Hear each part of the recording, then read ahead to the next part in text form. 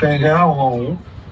आपकी बात बालाराम जी को आप अपना कागज दे दो, मुझे व्हाट्सएप कर देगा राम जी, मैं उचित स्थान पर बात करके, और जैसा ये बता रहे हैं बजट में घोषणा हुई है, तो जहाँ जहाँ बात करनी पड़ेगी बात करके जो भी न्यायोचित निर्णय होगा वो आपकी मदद करेंगे।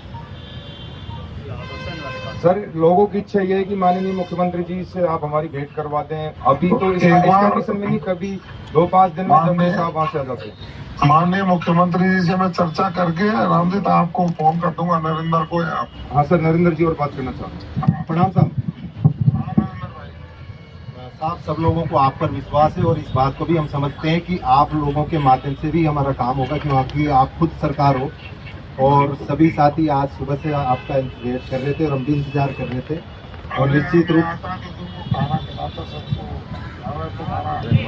और निश्चित रूप से आपकी बात पर मैं भी यही चाहता हूँ साहब कि इन सभी लोगों को हम घर भेजें और इनकी दीपावली खुशियाँ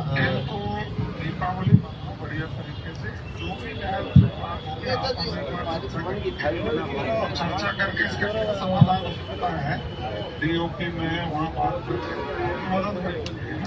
बिल्कुल बिल्कुल साहब, आपने कम से कम हमें फोन के माध्यम से सब लोगों को संबोधित किया। इस बात को हम समझ सकते हैं कि आपको हमारी चिंता है, इसके लिए हम आपको पूरे संघ की ओर से बहुत बहुत धन्यवाद देते हैं। माननीय गृह मंत्री जी जिंदाबाद जिंदाबाद जिंदाबाद, सिंह बेगम जिंदाबाद जिंदाबाद जिंदाबाद, शर्मा जिंदाबाद। अब सुनो साथियों, आप लोगों को एक बात कहना चाहूंगा, जिंदाबाद तो खैर बात की बात है, आपको दिया मैंने, साहब को दिया, डीसी साहब को दिया। आपको एक बात बताना चाहूंगा और पूरी बात कहना चाहूंगा। आप देख रहे होंगे, आपने परमिशन भी देखी होगी, 3 बजे तक 4 बजे तक की थी।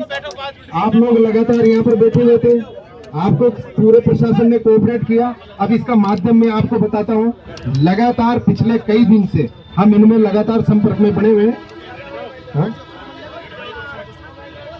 नहीं, तुम्हें बुलवाऊंगा सर, कोई संतुष्ट नहीं होगा तो मुझे कोई दिक्कत नहीं है, मैं नहीं कह रहा इन चीजों को, लेकिन सिस्टम बाय सिस्टम आगे बढ़ना पड़ता है। और आज निश्चित रूप से मैंने जो सुबह बात कही थी, यदि आज जैसलमेर में वो हादसा नहीं होता तो आज सरकार के सामने आपकी बैठकर बहुत अच्छी तरीके से वार्ता होती। और जो 2 वर्ष की छूट का जो आदेश है, आप खुद समझते हो कि आज तक के इतिहास में 17 वर्षों में पहली बार ऐसा हुआ है कि राजस्थान का गृह मंत्री आपको फोन पर संबोधित कर रहा है। इसका तात्पर्य आप समझ सकते हैं,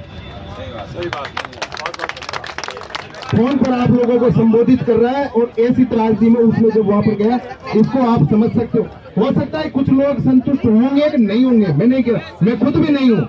तो मैंने आप लोगों को कहा है कि जिस दिन तुम्हारा स्थायीकरण होना, संतुष्ट तो उसी दिन होना, इससे पहले संतुष्ट होने की आवश्यकता नहीं है। लेकिन हमें हर एक उस पहलू पर ध्यान रखना होता है, ये हमारी जिम्मेदारी है। हमारी जिम्मेदारी आप लोगों की भी है, आप लोगों को सुरक्षित हम यहाँ बुलाएं और सुरक्षित आप लोगों को ग्राम यहाँ से भेजें। और किस तरीके से काम करवाना है, ये तरीका भी साथियों में पता है।